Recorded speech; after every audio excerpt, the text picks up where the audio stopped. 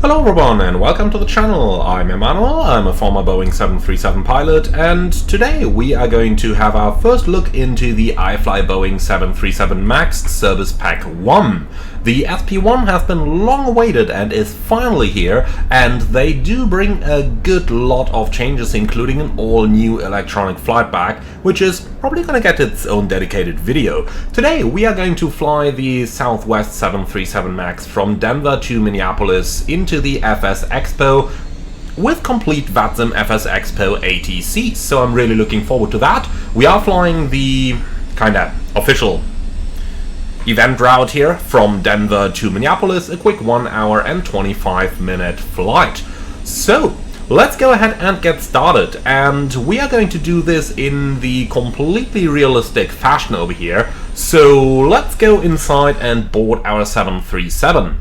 Now, the changelog would be much too long to go over, so instead we are going to treat it as a whole new airplane, as Flight 1 basically says in the documentation themselves. So we are just assuming everything is new, and we'll go over everything. I'll mention everything that comes across my mind on this flight, so let's get right into this. We're starting this down here on the electronic flight bag, which as mentioned is an all-new feature to the airplane and completely redone from the previous EFB.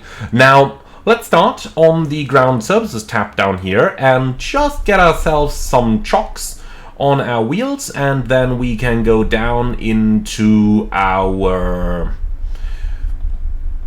list over here and get the ground power unit. With that connected, let's go ahead and start powering our 737 up. So that's going to be battery on, then the ground power unit is going to come online. Then let's go down here and test our fire extinguishers like that. That's all looking good, and then we can test the squibs, which is also looking good. The emergency exit lights are armed, then the attendant call button is checked, no smoking sign, or rather no smoking switch can be off at this point.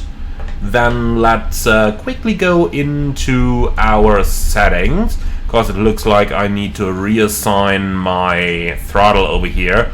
Too many different versions of this aircraft. So let me quickly assign that Boeing throttle profile again. Here we go. So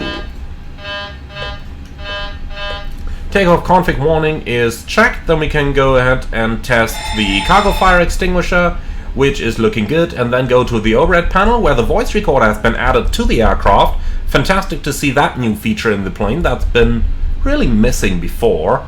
And now we go, flight recorders tested, clackers tested, stick shakers number 1 and number 2 tested, and then we can switch the IRS into nav. And that's it. Alright, so let's take a seat down here and get right back into the electronic flight bag. So we've got our ground service vehicles over here. We will be using GSX, even though it is not 100% compatible at this time.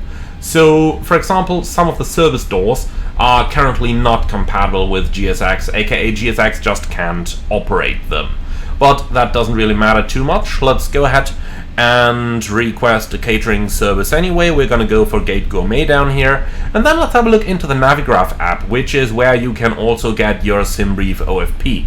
So we're gonna import the SimBrief flight over here, then let's have a look into the OFP, and over here we got a really nice view of all the different features of the OFP. So let's start with the en route weather charts. We can see that a nice jet stream in level 320 is pushing us over towards Minneapolis, and we got that area number 1 here, which is moderate turbulence up to level 400 from the bottom of the chart. In other words, it's gonna be a turbulent flight, but it's gonna be a quick one. Now looking into the flight plan, leaving Denver at 21:05, we're going to arrive early in Minneapolis, and those are our weights. Cruising level 350, which is a little lower than what the optimum level or the aerodynamic optimum level would be like, but takes advantage of the wind, so that's what we are going to use today. Now, that's what the dispatcher told us down here as well. For the fuel, let's go with 13,000 pounds, and then we should be good to go. So let's go back down here into the ground services, And now let's go ahead and search for the refueling. So over here we got all the different covers, everything that you could install. Lots of lovely stuff down there. From there we can go into the payload and balance, and over here we can really load the plane up. So let's go with 189 passengers, because that's what the Southwest 737 Maxes are equipped for. Then for our fuel we're gonna go with 13,000 pounds, like that. Then for the cargo, let's just see what our estimated zero fuel weight is today.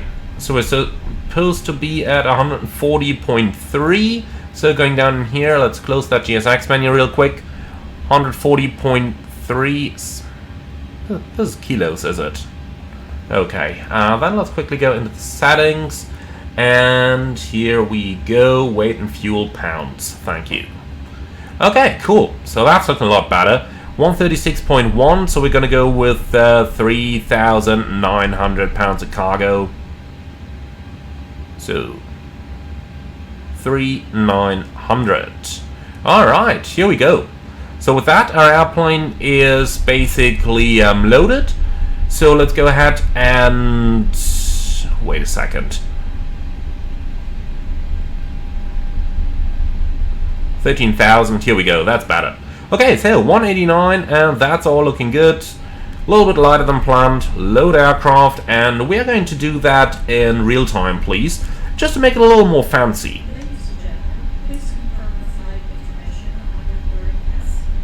So, fueling, interestingly enough, starts from 0, but I'm not going to comment on that. It's just something that I noted down here. So you can hear new passenger announcements that have been added to the aircraft. Okay, now we've got all of that nice stuff here, so let's go ahead and start with a bit of FMC stuff. Would be nice if we could put the EFB somewhere over here, but unfortunately that's currently not possible, so we're gonna have to use the 2D screen over here, but that is fine with me. So, boarding music coming from the aircraft itself, that is not edited or anything. So with that, let's go into the setup, starting on the FMC. 737-8.2, 28K engines, nav database up to date.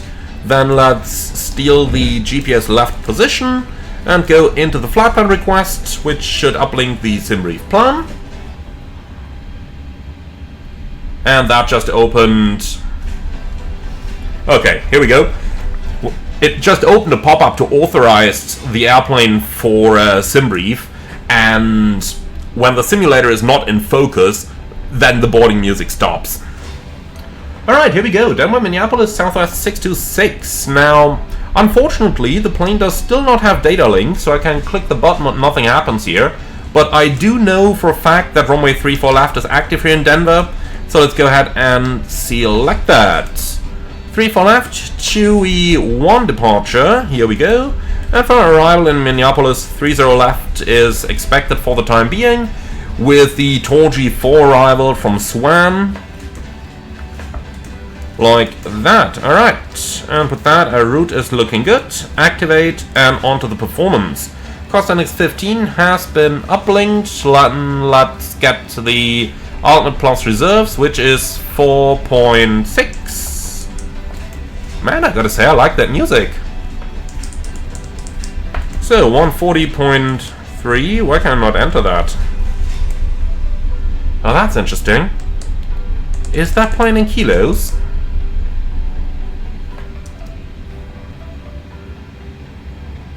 My plane. Should be general, shouldn't it?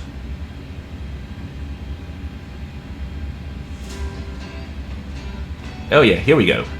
US system. Alright. Yeah, look at that. That's definitely been in kilos. Alright, we said we wanted 4.6 for the reserves. 350 is planned, and we got an average of 56 knot tailwind. So let's call that something like 240 at 56, like this. At the top of climb we got minus 50 degrees and transition is 18,000. So that all looks good down here. Noise abatement procedure 2 is good. 250 below 10,000 is good. Then let's have a look into our SID. Terminal charts, Denver. Okay, so this is all new as well over here. So can we pin this one straight away? That's airport info. That inset is new, isn't it? Haven't seen that on the Navigraph charts in Denver for a while. Yeah, what have I done now? I think that was wrong.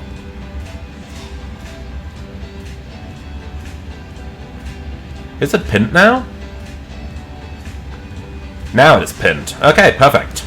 We're parking up here, Concourse Charlie. On 3-4 left is departure runway, so a little taxi down there. That should be it. Alright, so we got that. Now let's find our SID, which is the Chewy 1. Alright, and we'll pin that one as well. Alright, so routing is straight out to Ankara below 10,000. So, plan mode please. Alright, so we go straight out, then we got Ankara below 10,000, then we go on to Jokes above 17, and then via Longwood to Chewy. And we got Ankara, Jokes above 17, Longwood, and Chewy. So that's all looking fantastic down here. Now we'll go with Denver and a 25-mile ring for the MSA. And that's it. Alright. So let's go over our airplane setup. What's the temperature here? 25 Celsius. Okay. Tell you what. Start that APU. Actually, refueling isn't done yet, so fasten belts are gonna stay off. I wasn't used to having that feature on the iFly. Let's see what the cabin temps are doing. Yeah, getting a little warm here, so APU is starting. So, Pax Auto, then 350 is the cruise level, and Minneapolis is somewhere around 12,000, I think. Let's find that real quick. So, 840 minus 50, so 790. So, 800 is going to be the field elevation. Alright. Here we go. So, you can have your flight directors, please. Hello? Oh, here we go.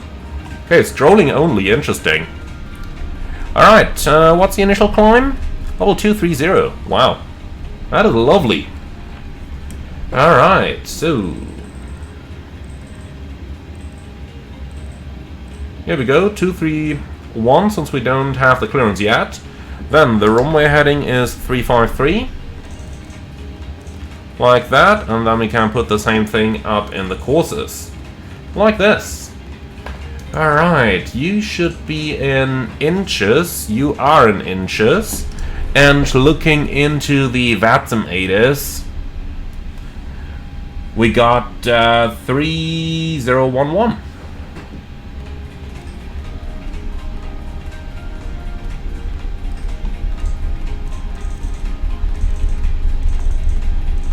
Okay, set. Once, twice, and 3 times. Fantastic. So up here we're going to go with airports and terrain. And the same thing on your side, airports, terrain. And that's it. Okay, fuel used reset, auto brake RTO, and the system page looks good, info page looks good. Then let's go down here, park and brake is set. I'm going to keep the frequencies deselected for the time being, so that we aren't annoyed by the ATC for now. We don't need any VOR, so I'm just going to deselect them. Then squawk machine 2000 and above. Number 1 side is selected and looking good. Squawk standby. And radios 1 and 2 are selected. 1 to 1.5 coming up over here. Alright. Great, data is active, and with that we have finished our setup inside. So let's go outside and start with a walk around and have a look at the brand new model that iFly have developed here. Now we can turn the seatbelt on now, and I'm gonna switch the bleed on. Just listen to this. You can hear quite the difference now with the bleeds coming on. Alright, so that's looking good. Let's get outside and see what the changes on the outside model actually look like. So, here we are, Denver. Let's start by just doing a normal walk around, and then I'm gonna take you over what we see. So we start down here, we got a static port, and then we have two more of them up at the top. Moving up front, we got a TAT probe, and then we got an AOA vein. That's the famous one that was broken on the Maxes that went down, and then we have the pitot probe up there. Let's go into the nose wheel, quick look in here. You got the snubbers modeled in a nice level of detail there. Lots of cables and stuff. Most important ones are the cable you see over here, because those are the nose wheel steering cables. I've had a bird that was stuck behind them over there. That was not pretty. Alright, let's move around. We got our panel over here, the external power access panel. Note that you cannot click anything in there, so you cannot operate it manually. Alright, up here everything is checked, then we can be moving aft. And again, over here, no click spots, so you cannot do anything manually over there.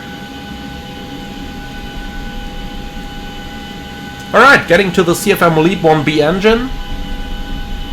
Fan blades, all looking brand new aircraft. What else could you be looking for? Alright, so that's all looking good. Then let's check out the leading edges. Two green nav lights. That livery is just looking fantastic, isn't it? It's the Independence 1 livery from the iFly Manager. And I gotta say, this is an amazing looking airplane. Alright. So, the landing gear is good. Nice level of detail as well, by the way, just worth mentioning here. And then going into the wheel well over here, we are not supposed to duck down here. So, those should be a little bit further over here. Those are the filling indicators for the hydraulic systems, and those should be a little bit further here because you should be able to read those gauges. You can nicely see that on the PMDG now, kind of like this. Alright, and apart from that, we've got a brand new plane, which you can easily see from the fact that you can still tell all the colors apart from all the different cables and wirings and tubes in the wheel well. Give this plane 20 days on the line, and this is all going to be grey. So this is brand new aircraft that we got here. Standard hydraulic system, nitrogen generation system. One of these should be illuminated, normally just the green light. Alright, and that's this side of the airplane. Now let's walk backwards.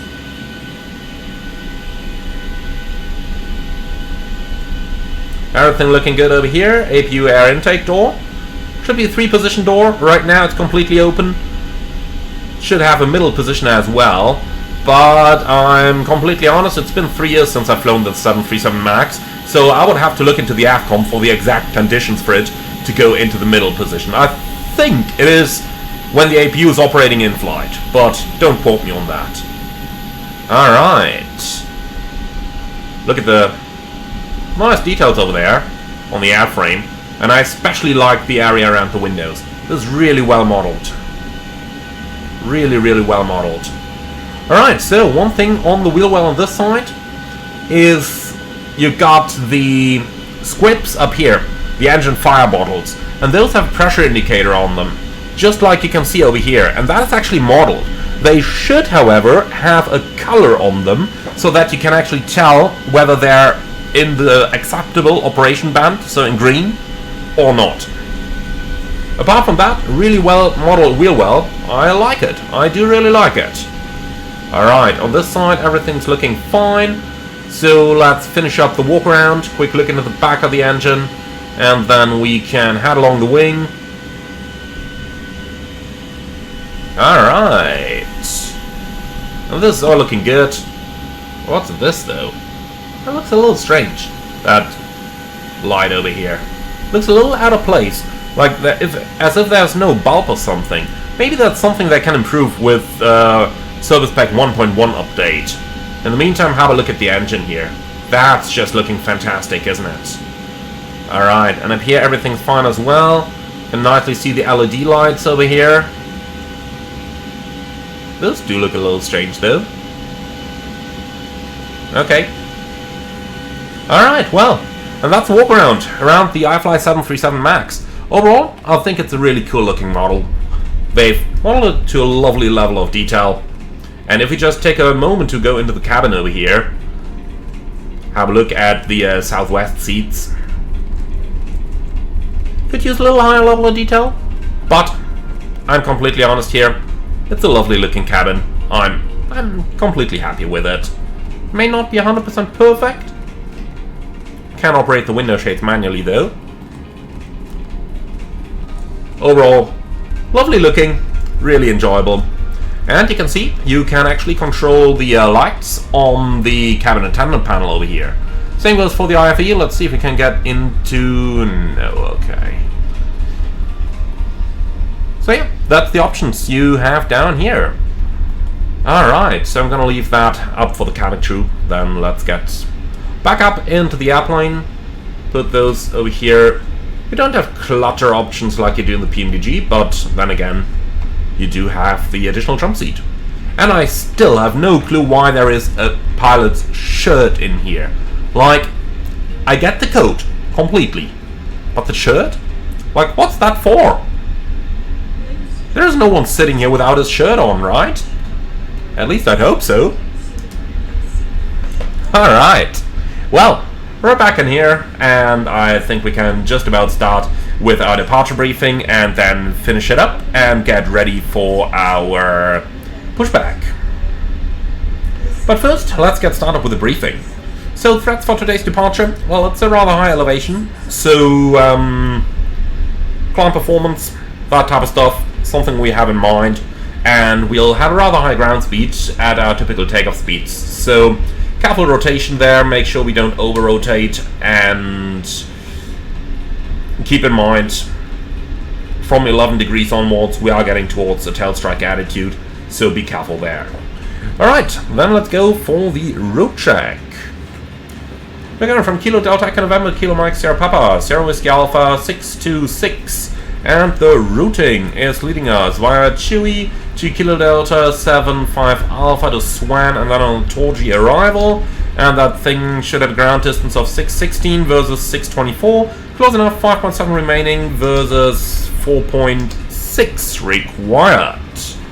Okay, the time UTC is 21:05, altimeter 3011, and that is reading 5,360. Flight directors are on, minus master, stamp instruments are set. There's a left seat takeoff of runway 34 left, flaps 5, nose abatement procedure number 2 with a buck up at 1500, and we will be using LNAV and VNAV for our takeoff. Initially a little bit of manual flight to see how good the flight director is now after the update, and for any emergencies, straight at 25 to pick up a holding, and then we decide on the further course of action. Now we've got emergencies as briefed in crew room, and for the taxi it's a pushback onto the left hand side. We gotta ask ATC whether we need a clearance over here, but I'm just gonna do it the exact same way that we always do in the US and the real world as well.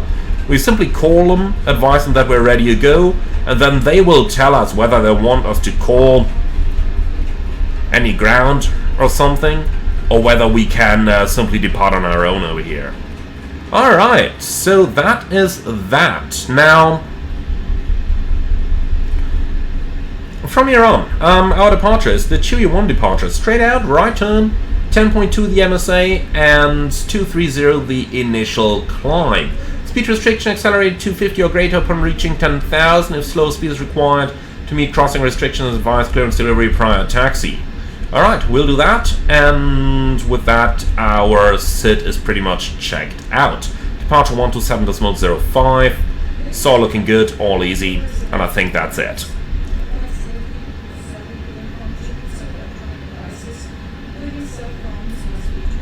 So they just changed the PA a little bit, saying the door's about to close. That's interesting. And here we go. We hear the doors are closing. So that means the real-time boarding that we initiated is probably complete now. I like it. So the APU is online, then we can remove the... Okay, I'm cross-checking the doors. Alright, so let's go. Zero fuel weight is 140.0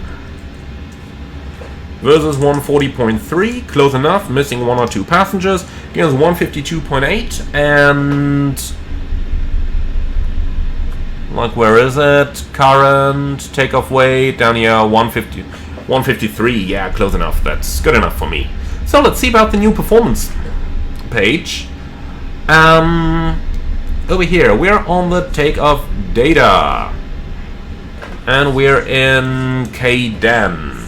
The runway is gonna be 3-4 left, and that's gonna be a dry runway. We are gonna attempt a flaps 5 takeoff. Air conditioning will be on, anti-ice will be off. Rating, we'll try as low as possible, see what we can get to. And this takeoff weight in pounds, and that's gonna be 153. So 153.0, and the center of gravity, we have that anywhere over here. Yeah, like here, 22.7. Hey, that's nice with the holding over and then getting that info. Okay, so 22.7 is the CG.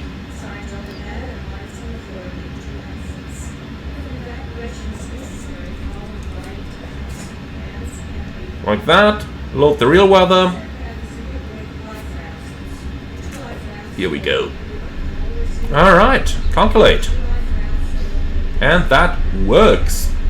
So 52 degrees with a takeoff 2D rate.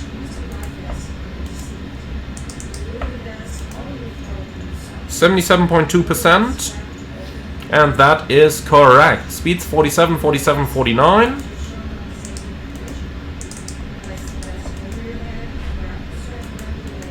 All within 1 knot.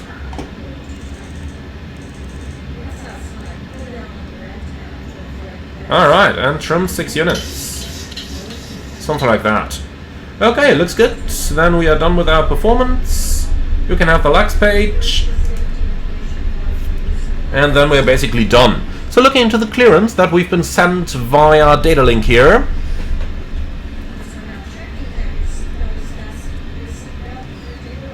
Expect runway 3 for left, contact 124.3 with the ATIS for pushback. Fantastic, so they put it into the clearance straight away. I like that. I like that a lot.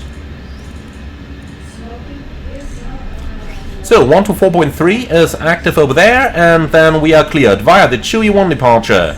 Chewy transition, climber sit, expect 350 10 minutes after departure. Departure frequency 126.55. 55. Traffic, 35 left, via Mike 30.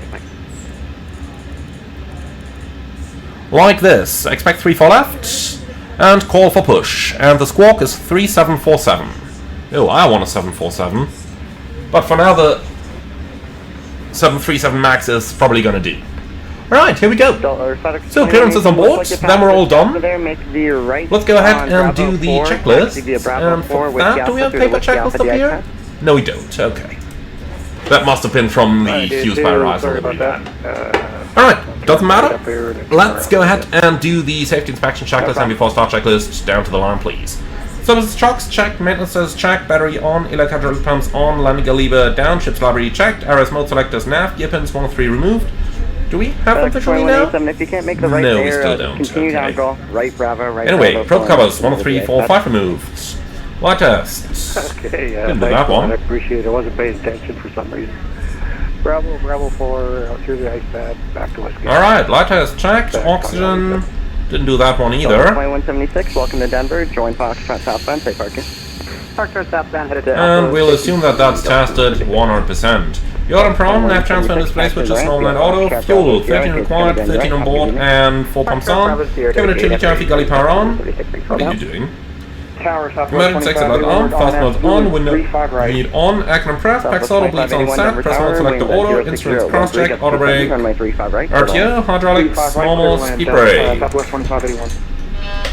Is down returned, Parking brake set, stop and cutout switch as normal, wheel fire warning checked, radius, radar and transponder set and standby, radar and radar trims 3 and 0, tech briefing discussed, PA complete, FMC CDU set, and run an ES box. We've got them on automatic and reduced takeoff to 77.2%, speed 47, 47, 48 set. Stop trim, 6.3 set, performance weight balance, sign send, phones off, EFB, airplane mode still, flight runners and cockpit door locked, doors closed, and passengers seated before start checklist complete. Alright, APU is on, let's go ahead and remove the ground power. That's under ground services, and then we can just disconnect that over here. Wind 0601 tree. Alright, chocks can all be removed as well. Then we should be good to go for pushback. 4 left, clear for takeoff, United 418. Alright, so let's give him a call.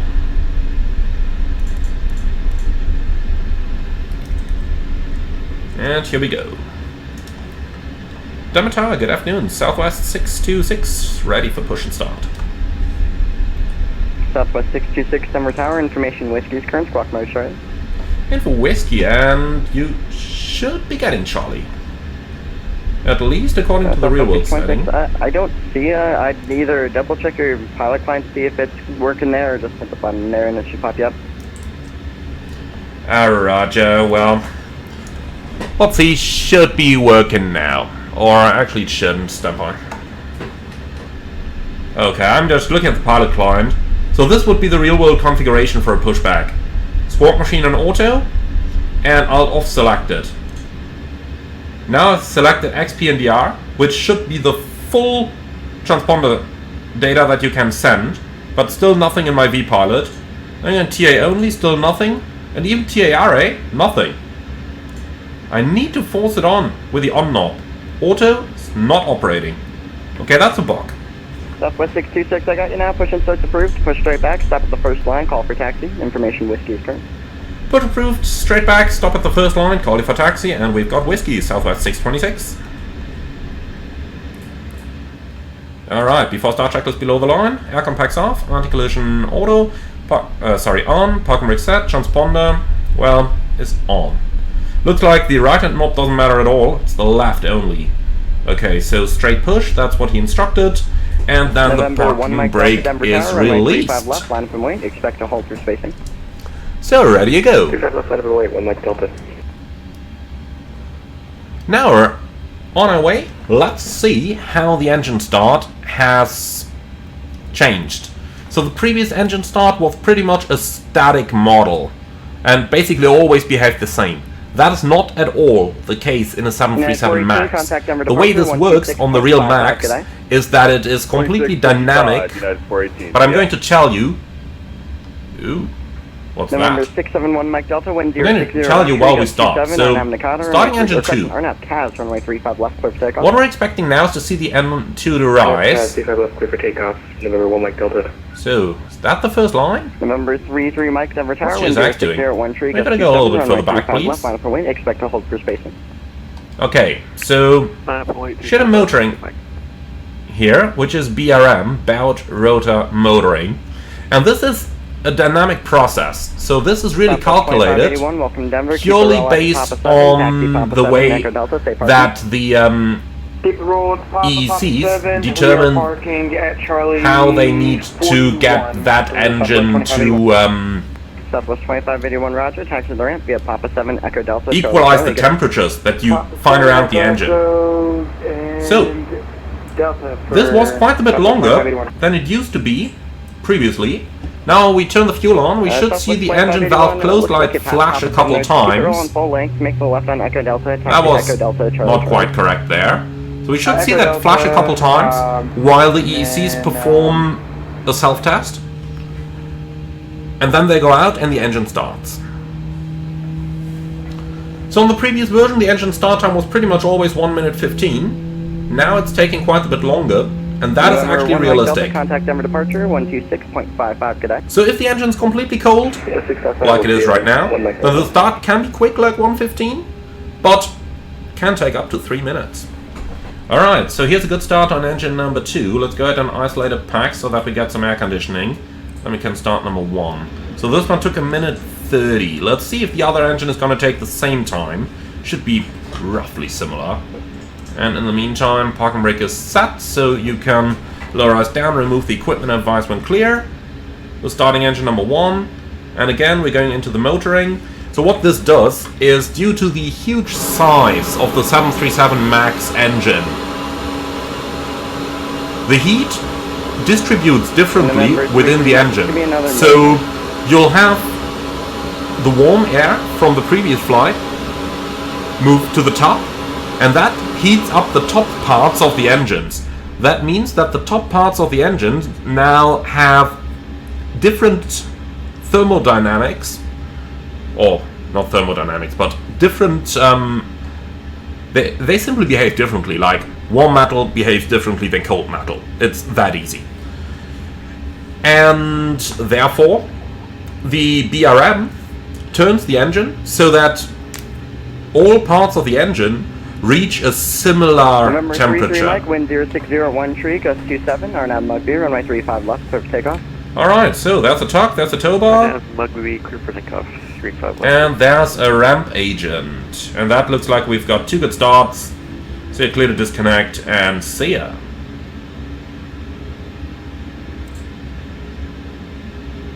Getting quite warm here. Maybe a little too warm for an engine that's been cold previously. Even though we do of course have pretty warm conditions over here, with 25 degrees at an elevation of 5,500 feet.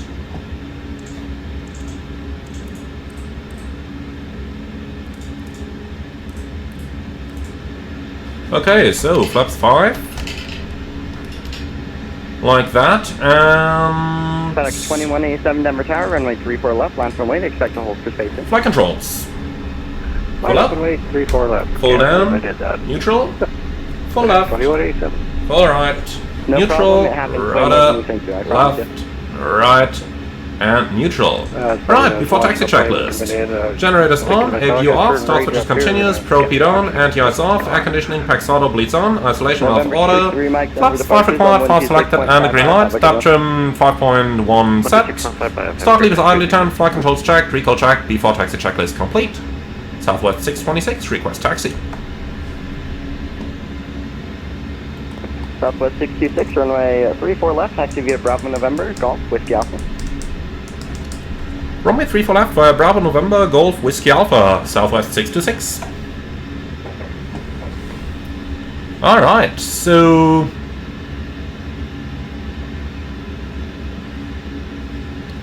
that's gonna be Bravo November, the middle line. Onto Golf. And then Whiskey Alpha. Alright, so middle line, southbound, and over here. Okay.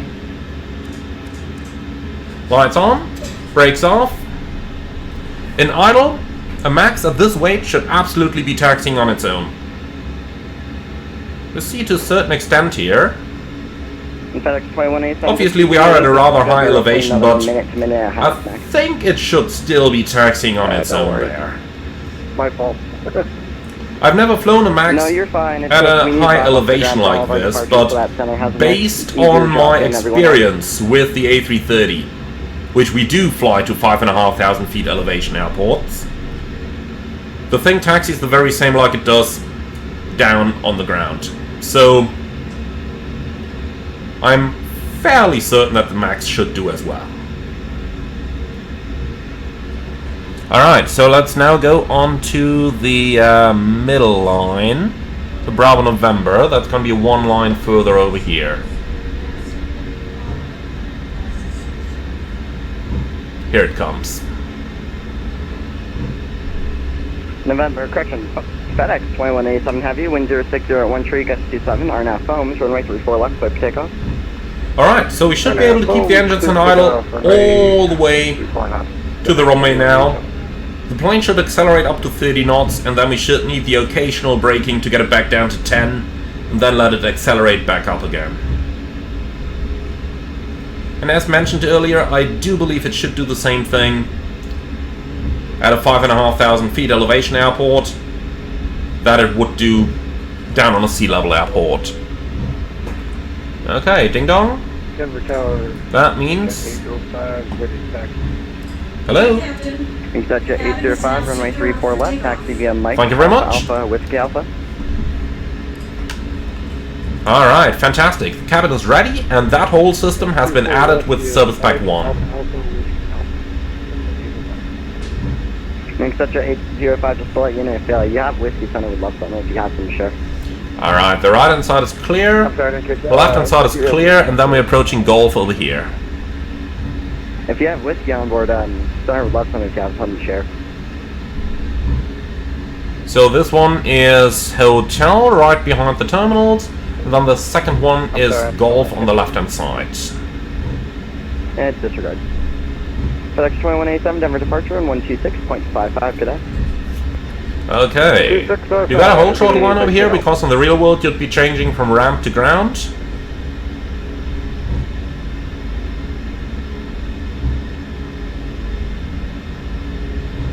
But here we go, good enough for us. Okay. So let's add a bit of thrust, because I do want to get to that runway. I don't want to be losing too much time on the taxi over here, because at 2300 Zulu, they will be closing. And by that time, we do want to be at the gate over in Minneapolis.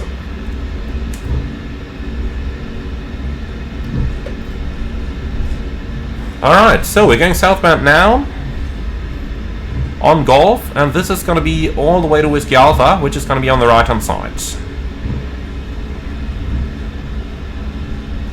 Okay, so config check is good, and then let's do the before takeoff checklist down to the line. That's config checked, flaps 5 green lights, tap trim 6.1 set, takeoff briefing.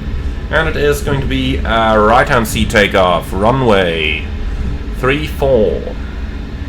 So here is where we're going, huh? Yep, Whiskey Alpha is over here. And it looks like we are the only ones. That is good. Okay, so it is going to be a right-hand seat takeoff, runway 34 left, flaps 5, noise abatement procedure 2 with the acceleration in 1500. Takeoff speeds 47, 47, 48, and the SID straight out, climbing 230 with a 10,000 or below restriction.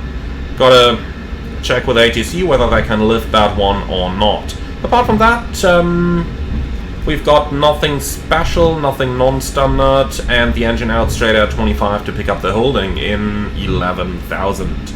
Then we can come back to any of the dozens of runways available over here. Right, any questions?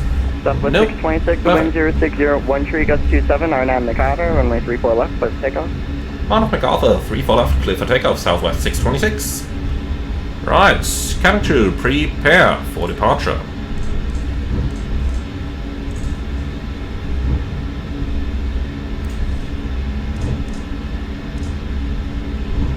Okay.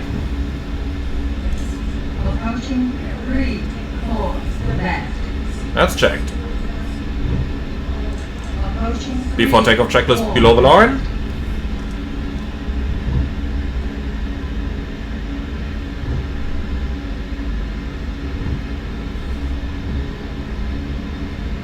And that's MCP, set, transponder, Terra, strobe lights on, landing lights on, before takeoff checklist complete. So we are cleared for takeoff. 3, 4, left. And this RAS, by the way, is the iFly own RAS. This is not a third party. So, stabilized, set takeoff thrust. Let's see how that's gonna go. Thrust set.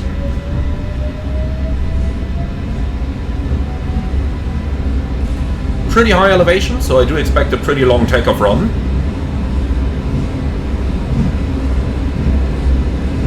$80 knots, tracked.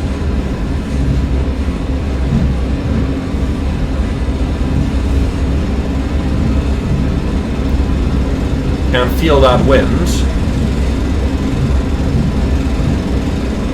What is that sound? I have no clue what that's supposed to be. Doesn't sound very... Okay, V1, and rotate. to come from the nose wheel. So, positive climb, gear up. Southwest 626, contact number departure 126.55, good day. 12655, Southwest 626, good day.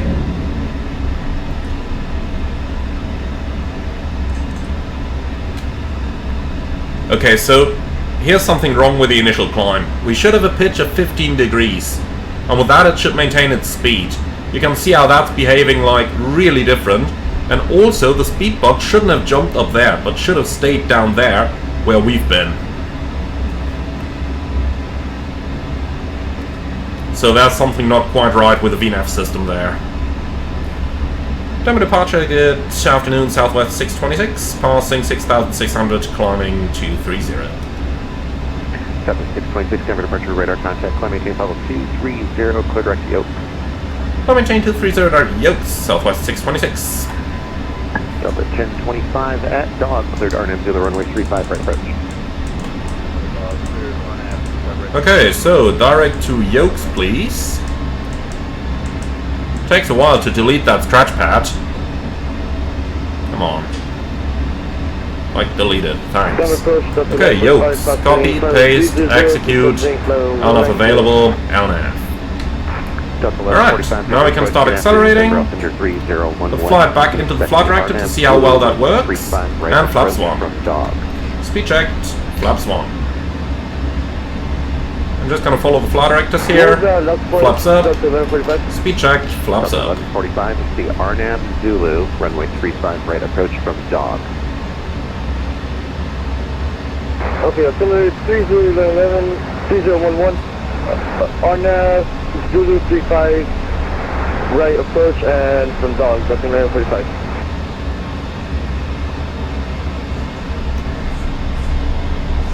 Okay, so we're right on the flight director now, but the acceleration is insufficient here. Should give us a bit better acceleration. Like, look at that. It's basically maintaining 230 rather than accelerating at 250. So let's just help it a bit here. Fly outside the flight director.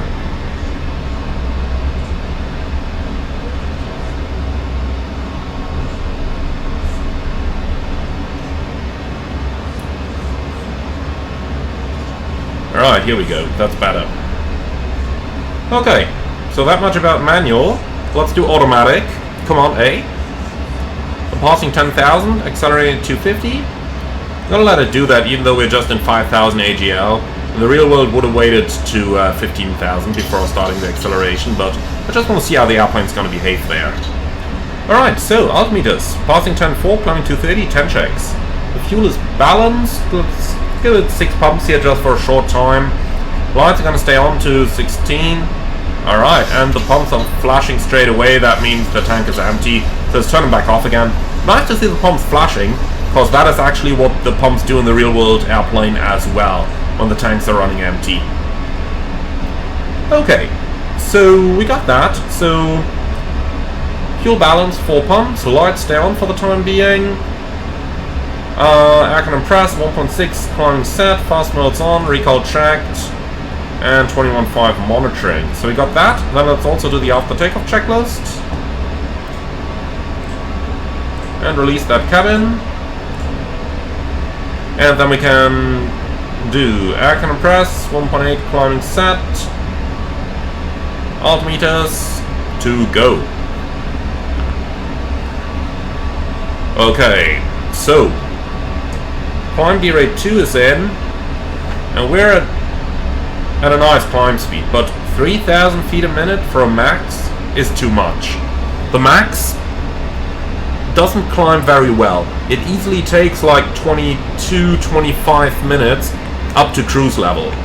That's because the LEAP 1B engines are not exactly high performers like the CFM56 engines are. So I would expect climb rates that are more in the region of 2,000 feet a minute rather than 2,700 like we have right now. So the engines still seem to be overpowered like they used to be on the previous version of the iFly 737 MAX. So it seems like that has not actually changed with the update. By the way, let's get the traffic display here. 1025, contact tower 124.3. See ya. Again, we'll have to do a little bit more digging into the climb performance, but just looking at this, now we've washed out the climb derate. There's basically no difference. Looks like that isn't like totally accurate yet. See, stays at 2,700, that's where it was previously. Alright, we no longer need that timer. So yeah, the climb performance is still too good for a max. For the NG, this would be perfectly fine, but the max does by far not climb as well as the NG does. But anyway, let's get up to cruise level and let's see what the flight plan says, how long we should take to get there. So this one says 19 minutes. And we should get there with 8.7. Now we loaded a bit more, so about 9.1, 9.2 is the fuel that I expect when we get there. And I think this call may have been for us, but he will say it again. For now, set standard. And standard's cross-check passing 181 now. Then we can also release our guests. And turn off the lights. I'm sorry, what was that altitude? You just got 805, flight level 2. Alright. So that's all set. Southwest 626, Denver. Southwest 626, go. Yeah, charging energy officer, start. Contact number center 127.65. See ya. 12765, Southwest 626, see ya. I didn't hear him do that like too often, just that one single call where we weren't 100% sure. Okay, 2765. Denver Center, good afternoon, Southwest 626, passing level 200, climbing 230.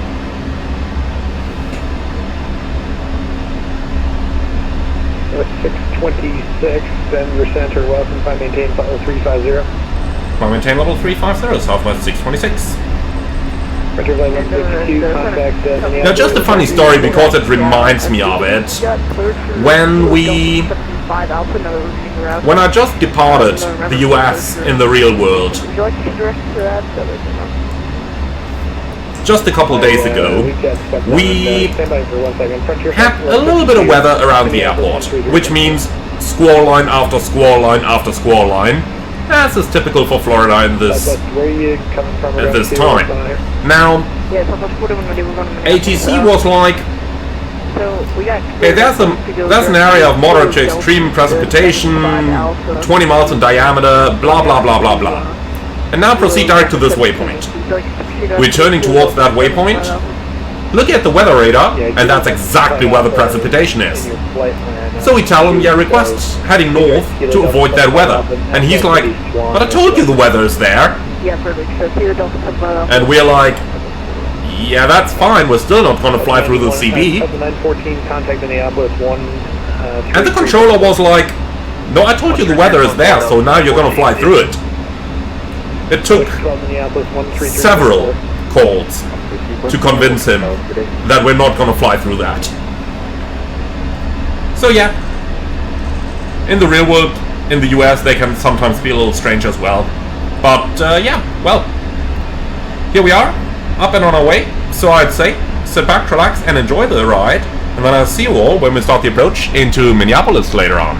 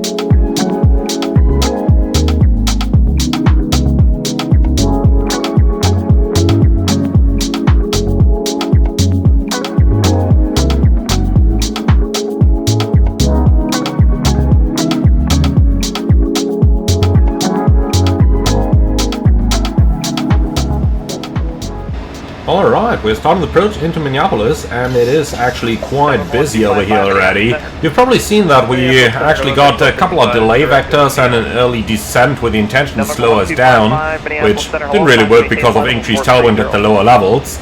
But you can see that's quite busy over here, especially on the arrival, as you can see. And well, we are now descending into Minneapolis. They're closing at 2300 UTC because that's when FS Expo ends, from which they are currently online. So let's see that we are at the gate by that time. Okay, now looking down into our FMS, we'll be landing at 50, so that should be easy. Now, there is one problem that I noticed when preparing for this approach, and you guys may have noticed it as well. So the arrival, the Torgi 4, leads us to Cornea, and for some reason the iFly FMS that wanted to fly from Cornea directly to the final approach fix, omitting the entire runway 30 left transition.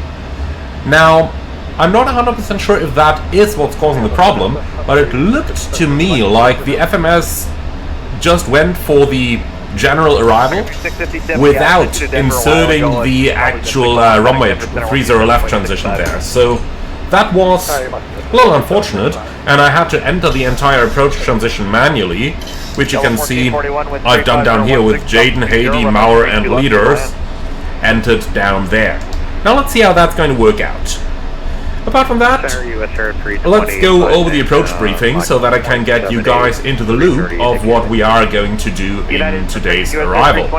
So, threats for the approach, definitely super busy traffic, and together with that, ATC is acting right from the FS Expo. In other words, the show over there may distract the controllers, so that's something we are going to keep in mind for the arrival. Now, I'd say that's pretty much the only threat that we got today, so let's go right into the rest of the approach preparation. Now, we've got 250 below 10,000, the forecast is all filled in, and the fixed rings are around 30 left, with which AGC has already assigned us, with 10 miles and 4 miles. Now the arrival leads us all the way to leaders, and from there we're going to receive radar vectors onto the final approach. And for the approach, we've got the ILS approach to runway 30 left, starting at Abby's over here in 4,000 and down to Narco in 3,000. And we got Abby's in 4, Narco in 3, and then a 3-degree glide slope, which is checked against the chart down to the minimum of 1,023 feet, which we got over here. The go-around then is going to lead us straight out to 1,300, then climbing left to 3,000, heading 275, outbound Fox Golf Tango VOR radio 318 to Wuxep intersection. And that's what we got.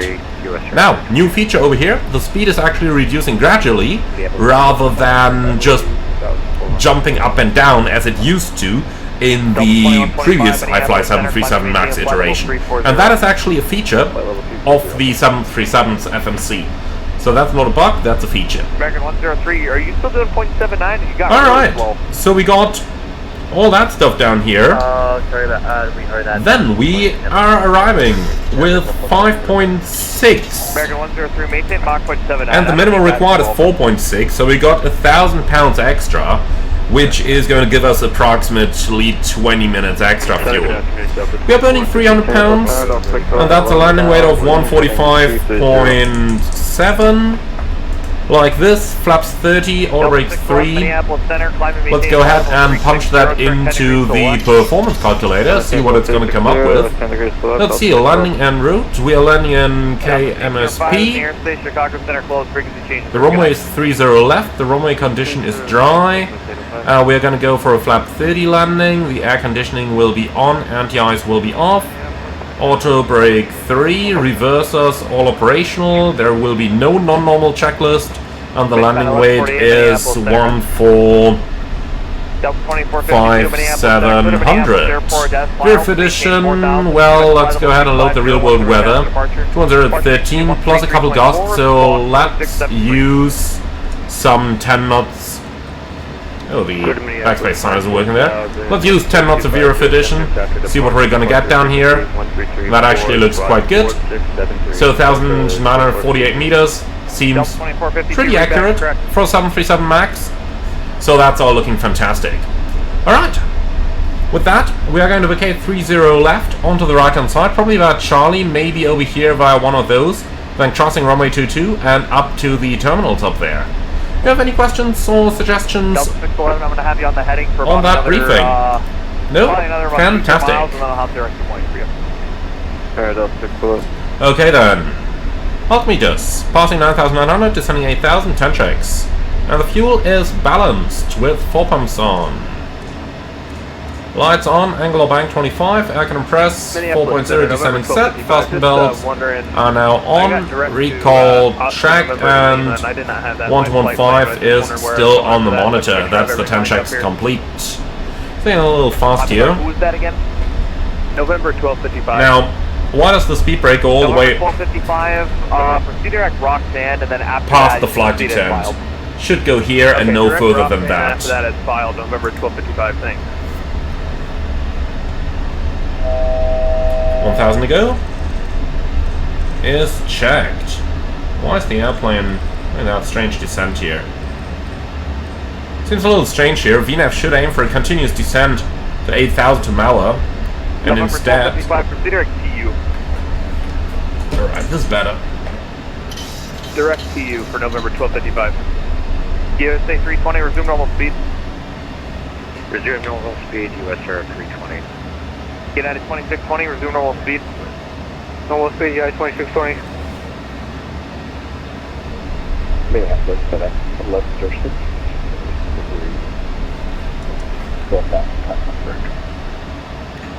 FedEx 1106, Minneapolis Center, climb and maintain flight level 340.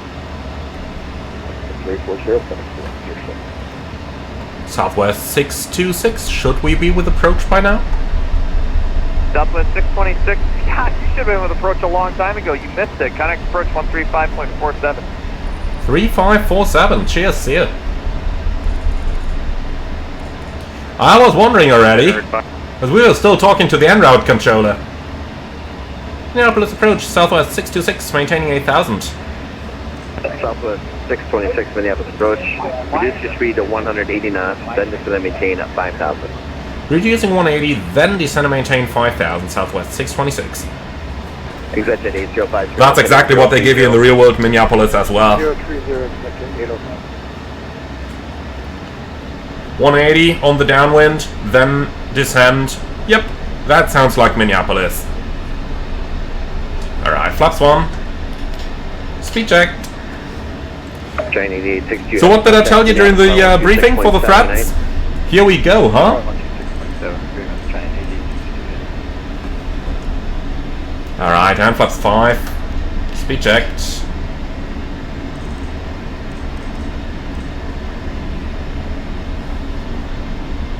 Alright, heading select. It just reverted when we overflew the last waypoint. That's correct behavior. Alright, and now we're reducing towards 180. Approaching the target speed, level change.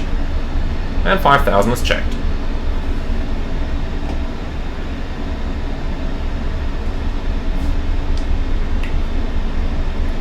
Alright. Exit 805 Minneapolis Airport at your 10 o'clock and 10 miles port in sight.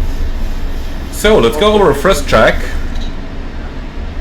Exit 805, try to maintain 3,000. 3,000 airport. And the simulator is frozen. Exit 805, clear to approach. Here we go again. So frequencies 1.0.3, active 3 times. Okay, clear to... Fixed rings, runway 30 left, 10 miles, 4 miles. Items, IMSP, IMSP, IMSP, standby instruments set, and the course is 301. And that's the approach checklist complete. Well, that's the first complete approach checklist. Altimeters and instruments, cross-checked, approach aids, checked and set. Now that's the approach checklist complete. And you can have the VSD over there. Southwest 626, turn left heading 030. Left 030, Southwest 626. Alright, heading 030. Probably vectoring us in right at the 10 mile point.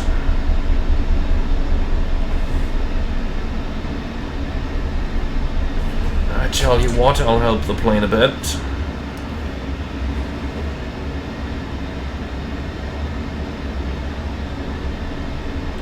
And flaps 10 for whatever it's worth. The Max is by default equipped with a short field performance package, so flaps 10 doesn't do much of a difference. But nonetheless, gotta use it while it lasts.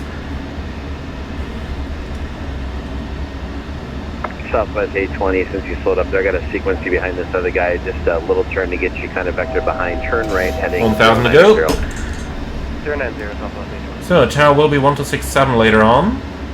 Southwest 626, Minneapolis Airport at your 10 o'clock, 15 miles, port in sight.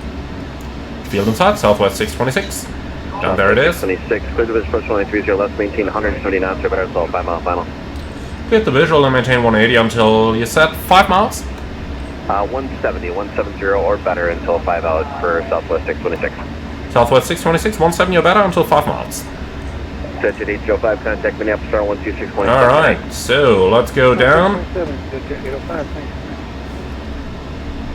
And there's the glide slope alive. So it's a runway 30, let's use 330 to intercept, and then we can take over manually, since we are officially on a visual approach. Speedy said 170 or better. We'll gladly do that. Southwest 820, turn left heading. And then we're clear for the approach, and approach is armed. Glide slope capture.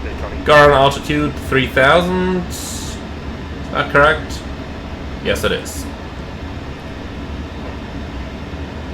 Then Southwest 820, good with question, set 30 left. They'll be your side of the airport for parking anyway.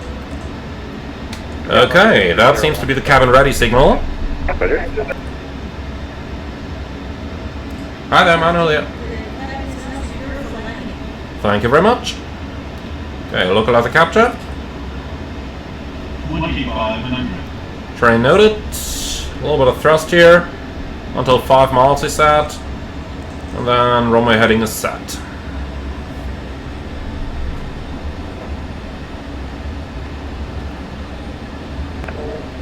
Southwest 820, Minneapolis Airport, 9 to 10 o'clock and 17 miles port in sight. Field in sight, Southwest 820. Southwest 820, clear visual approach, runway 30 left. Visual 30 left, Southwest 820. Southwest 626, contact Minneapolis Star 126.7, good 8. 126.7, Southwest 626, g'day.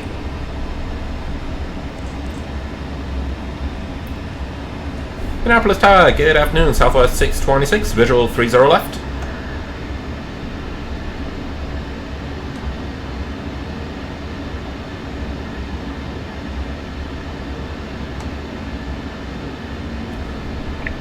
Exit at 805, right turn, right heading 360, climb 6,000. Right turn 360 and up to 6,000. That sounds like a go-around. Mini Tower, good afternoon. Southwest 626, visual 30 left. Alright, Southwest get down flight 15. 626, 30 left, clear to land. 30 left, clear land, Southwest 626. Flaps 30. Exit at 805. Speed check, flaps 30. Sorry about that. Contact So- departure now 12. Actually, approach now with 3347. Not a problem. And, departure right. We are clear to land.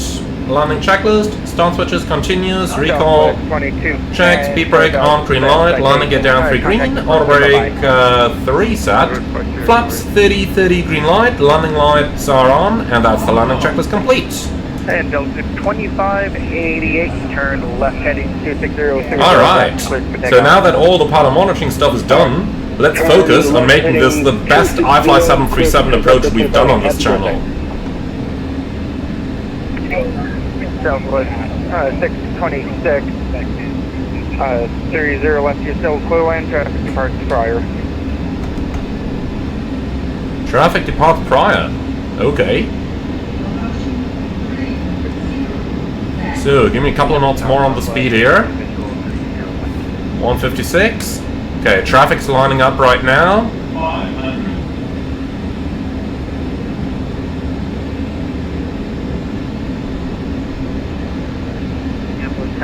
That traffic better gets going now. 500. 500 continue. 160 Alpha, Minneapolis, good evening. So the traffic is rolling.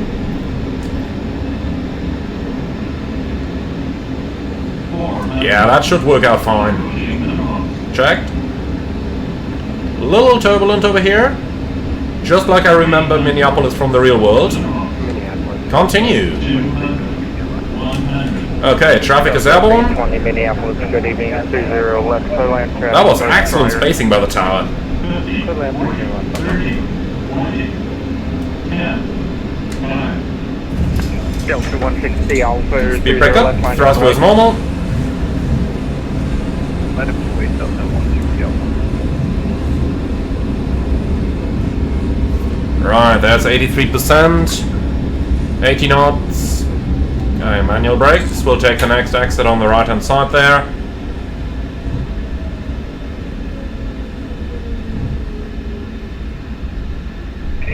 Delta 2588, contact departure, bye-bye.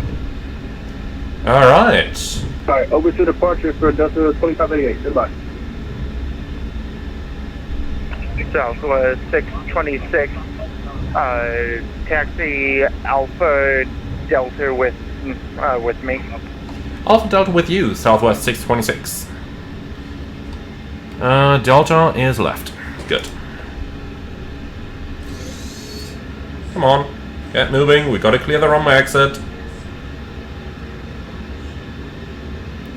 Alright. That was a super interesting landing. I gotta say, the way that the Max reacted to the turbulence was pretty neat. They definitely had to do some work. You might have seen my yoke movements from time to time. And I'm telling you, the 737 is that type of bitch of an airplane. It needs these types of inputs. So that was thoroughly enjoyable. Alright, so we got that. Can turn that thing off. Southwest 820, touch in the wake, heavy 350, departs prior. Roger, Southwest 820 then. Okay. So Delta's next right. And we gotta remember turning the weather radar off, since that's also a new addition to the airplane. Minneapolis Tower, Delta 2591, holding short, runway 30. Alright, here's Delta. And they want us to remain on the tower frequency. So we are, of course, going to do that.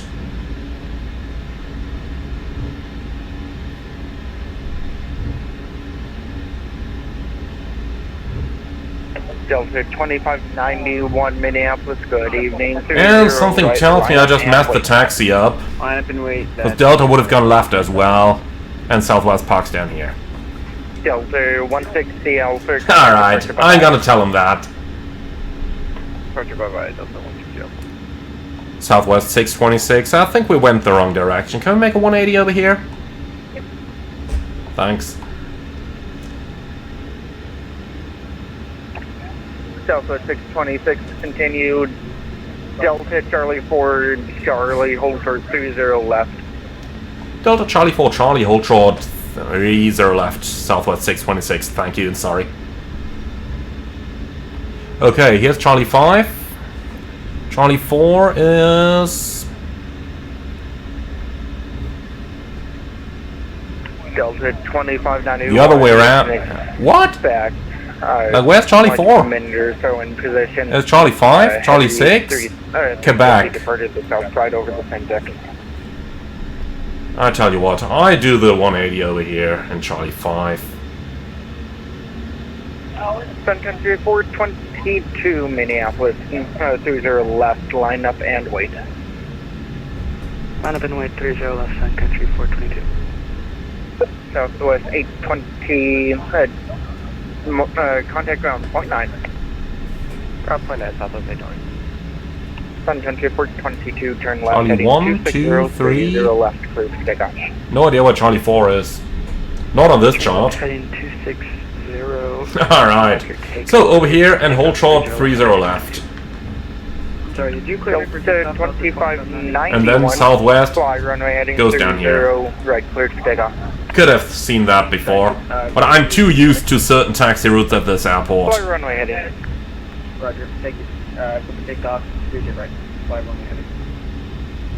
Tower, ditch at 805 back, 30 left. Okay, so in Charlie we're gonna hold short of 30 left. So that's over here. Approaching 1, 2, right. That's checked and we're holding short. Ditch at 805 back with visual 30 left. Exit jet 805 Minneapolis, welcome back. 30 left, All third right. to land traffic departs prior. 30 left, third landing, 805. Okay, so we're gonna hold short here for a moment. I'm gonna keep both engines running until we got the crossing clearance, probably behind this gentleman.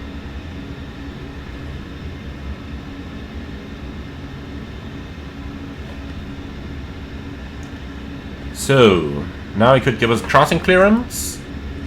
Unless the other guys are as close as we were a few moments ago.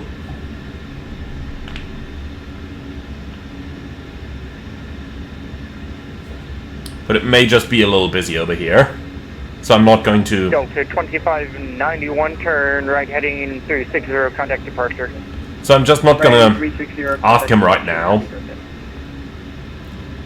Sun Country for 22. But yeah, parking departure anywhere down goodbye. there. Over to departure, Sun Country 422. Goodbye.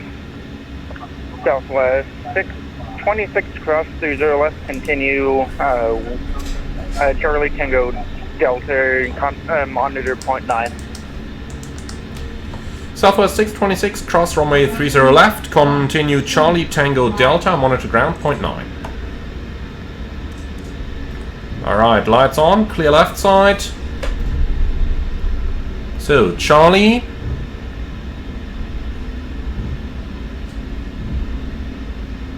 Tango Delta, and monitor point 9. Alright.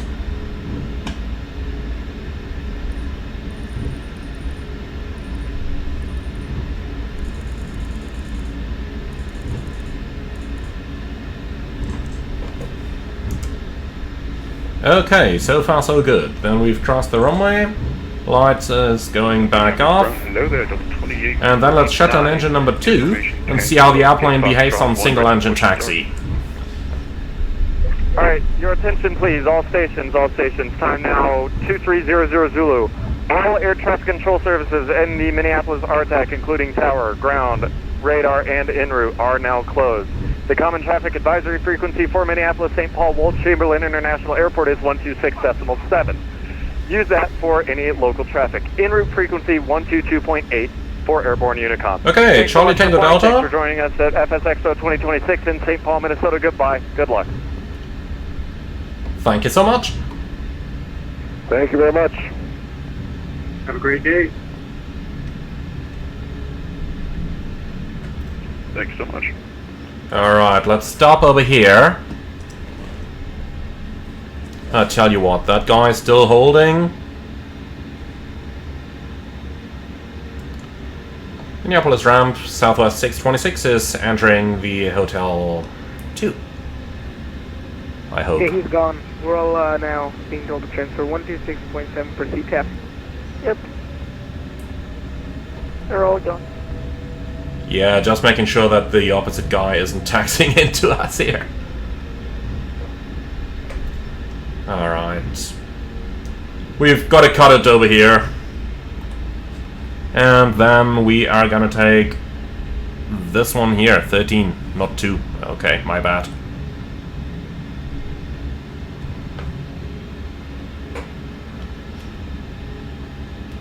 But you could see how well it taxied on a single engine. That's definitely an improvement over the earlier version. Alright then, we're gonna go into the gate over here.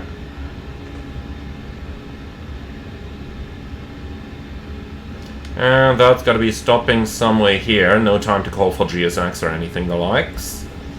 Alright. So, parking brake is set. Excited to see the video. Coming tomorrow. Okay, cool. So, here we are. Then let's go ahead and get the ground power connected. So, ground services and GPU.